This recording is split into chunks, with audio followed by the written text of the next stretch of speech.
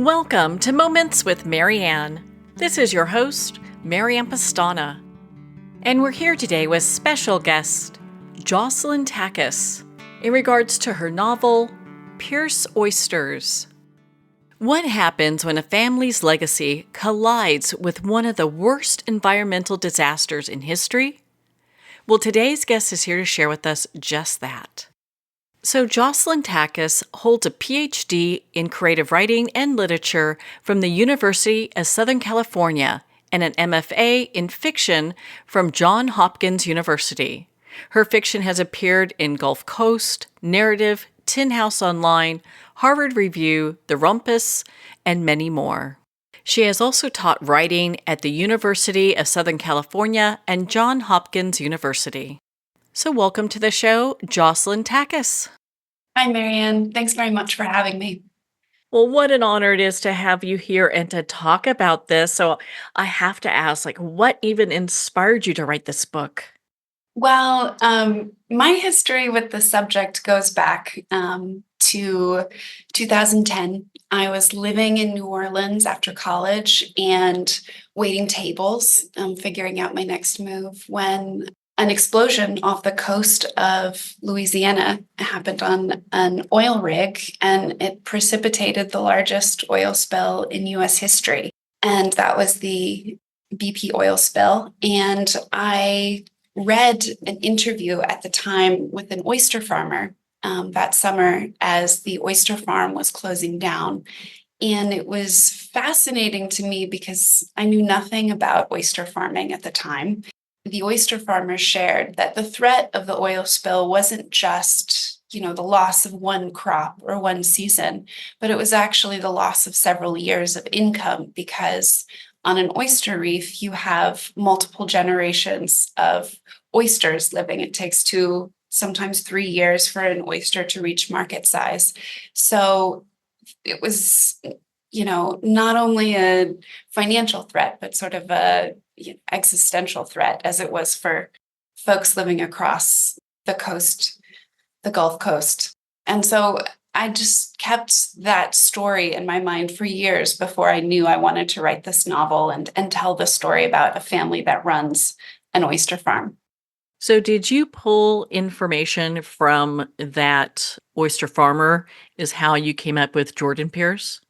Well, years later, in 2015, I received a grant to record oral histories with oyster farmers across Louisiana. I found that the oil spill affected farmers differently depending on where their farms were and the exposure to the oil and the freshwater diversions that also affected their oyster farms. So the character of Jordan was kind of an amalgamation of lots of stories I heard and also quite a bit of invention. Oh my goodness, I love that. Bringing together all those pieces, and what great background you have in regards to that. I mean, how many people really understand what happened during that time? I mean, I heard about it, but I didn't even understand that it went to this depth of destruction.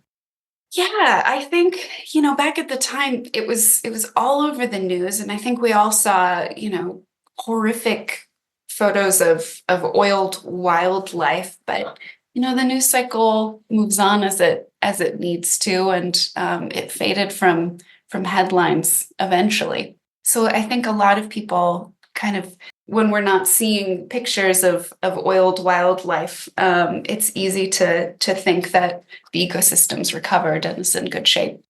I know we've covered a little bit about the book, but can you share with us the story without giving away any spoilers? Sure. So it follows a family, the Pearce family, and there are 2 brothers who inherited an oyster company together from their father, who passed away a few years earlier. And the older brother runs the business on his own, and the younger brother really wants nothing to do with the business. He's a jazz musician who lives in New Orleans. Reluctantly, the young bohemian brother comes back to help out with the family company over the course of the oil spill. And there's also the mother's story in there as well. So the mother is sort of going through an identity crisis after the loss of her husband, and she's on a journey of her own, and is just thrilled to have both sons back in the same house again. But we know how siblings are with each other. So, yeah. Yes, it's a our conflicts with our siblings sort of have their roots in early childhood, and sometimes the dynamics don't change as much as they ought to in adulthood, you know. So when you were doing the research for this book, because it sounds like it's been something that's been years in the making with all the just tremendous experience that you have. Was there anything that you have come across that really kind of surprised you? Oh, so much. I didn't know anything about oyster farming when I started this project, and so I learned quite a bit about the mechanics of oyster farming, and that oysters are a keystone species, which means they are an indicator of the health of the overall ecosystem. So after the oil spill, when there was a collapse of the oyster industry, it was a stark indication of the health of that ecosystem. So that was just so interesting. But there's also sort of the minutia of like how oysters reproduce that became interesting to me. And my advisor, I was writing this while I was in a PhD program, she was reading these passages that went into far too much detail about like oyster reproduction. And she said, this is terribly boring. Just we need to focus on the family. If people care about this family, then you have a chance of people caring about the disaster. Well, it sounds like you also have so much information that could be used for an academic book in many ways. Yeah, it's unfortunately not my skill set because I studied fiction writing, and I'm always interested in sort of characters first. But there absolutely could be a a great book written about the effects of not only the oil spill but human interaction with the environment on the oyster industry in Louisiana. I just find it so fascinating. So, what would you say are some of the themes that are woven within your book? I'd say that there's books about legacy, both in terms of what we inherit from our parents and also what we pass on to future generations. Loyalty certainly is explored quite a bit, but there are also bigger topics like toxic exposure and kind of the existential threat of toxic exposure, which a lot of people felt over, the course of the 87 days of the oil spill. And I would say too that sort of the emotional response of a family to a disaster and how it brings us together and how it brings communities together is also sort of a central theme of the book. What do you want readers and our listeners to take away from Pierce Oysters? It's really my hope that people just care about the family first and foremost, and along the way learn a thing or two about oysters and the oil spill and the ecosystem. Well, I have to tell you, once I picked up your book and started reading it, it really captures the reader. I could not put it down. It is very well written. It's really astounding once you think about it, just how long lasting disasters like this impact the people and the environment. It absolutely is. And thank you for saying that. I think, novels and fiction's just my favorite way to learn about sort of like the felt experience of any event, be it a disaster or a war, a time in history. I think novels can teach us a lot about how to be resilient and also how to live through difficult times in our lives.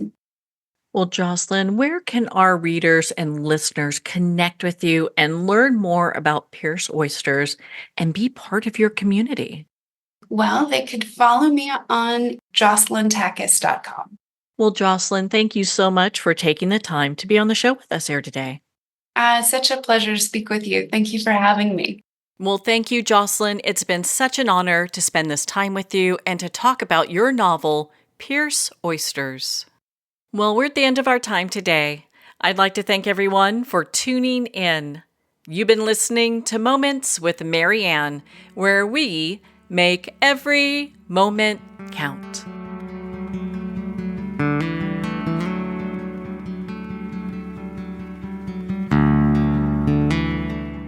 In a single moment, your life can change. Moments with Marianne is a transformative hour that covers an endless array of topics with the best of the best. Her guests are leaders in their fields, ranging from inspirational authors, top industry leaders, and business and spiritual entrepreneurs. Each guest is gifted and a true visionary, a recognized leader in her own work, and while teaching others to develop, refocus, and grow, Marianne will bring the best guest and sometimes a special surprise. Don't miss this. You never know just which moment will change your life forever. Make sure to tune in and visit momentswithmarianne.com for more information.